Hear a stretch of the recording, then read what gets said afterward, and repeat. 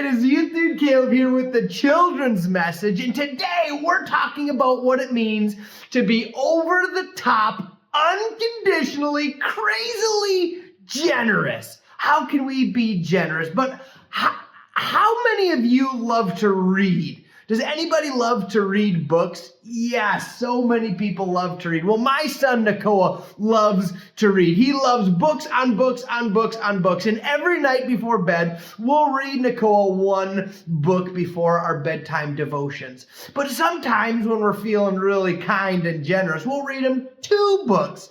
And maybe just every once in a while, we'll read him 3 books before bed, because some of them are short and quick. So we'll read him 3 books before bed, and he loves it when we read 3 books because he loves to read. But what if one night I was over the top generous and I read him a whole bucket full of books? Look at all of these. This would take us hours to read all of these books. Nakoa would be very, very happy because he loves to read.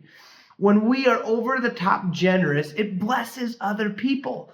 And you see, God is over the top generous to you and me. He shows us his love, his grace, his forgiveness, and patience. And he asks you and me to be over the top generous to other people. Not to just read 1 book, but to read 6,000 books. Not just to be kind once, but to be kind 1,000,000 times.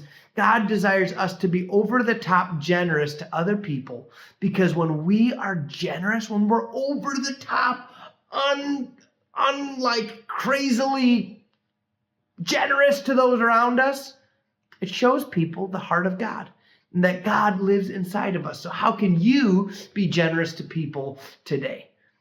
Can you pray with me, please? Dear Jesus, help us to be over the top generous, just like you have been generous to me. We love you, Jesus.